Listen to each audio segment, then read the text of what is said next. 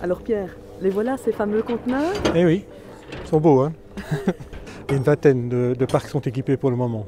Et les autres arrivent? Les autres arrivent, normalement 20 autres devraient arriver pour le 5 décembre, devraient être placés. Le reste avant la mi-décembre. Notre préposé ici, lorsque les gens vont arriver sur le parc, eh bien, va pouvoir inviter les usagers qui ont des objets réutilisables ou un meuble réutilisable à venir le déposer dans le conteneur. La reprise ne sera autorisée qu'aux partenaires. Chaque partenaire a ses filières et donc à ses besoins. Ou à ses besoins, oui, plutôt ses besoins.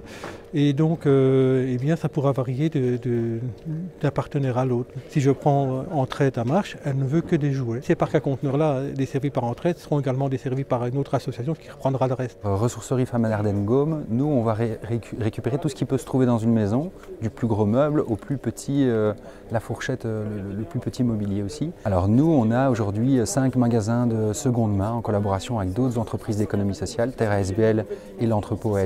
Et donc, ce qu'on en fait, c'est qu'on les revend. L'objectif est de faire vivre l'association. On ne travaille pas avec des bénévoles, on crée de l'emploi pour un public d'insertion, de l'emploi fixe. Et donc, pour pouvoir faire vivre cette association, il faut pouvoir vendre à petit prix, mais vendre malgré tout.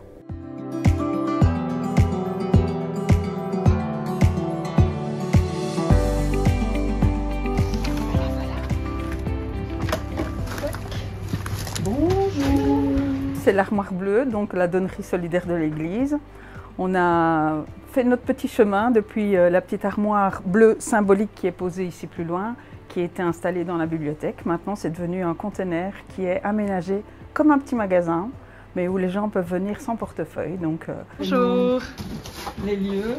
Wow, quelle évolution, vraiment, c'est spectaculaire. On a une équipe de volontaires qui est extrêmement efficace et qui organise comme dans un magasin, sauf que vous rentrez et vous ressortez sans rien payer.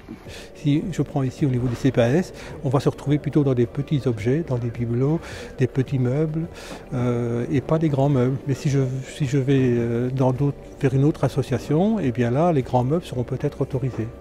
Pour avoir les bonnes infos, d'abord le préposé, hein, quand vous êtes sur le parc, évidemment, lui a toute l'information. Et sinon, bien sur le site internet, on retrouve toutes les informations, et ce par association.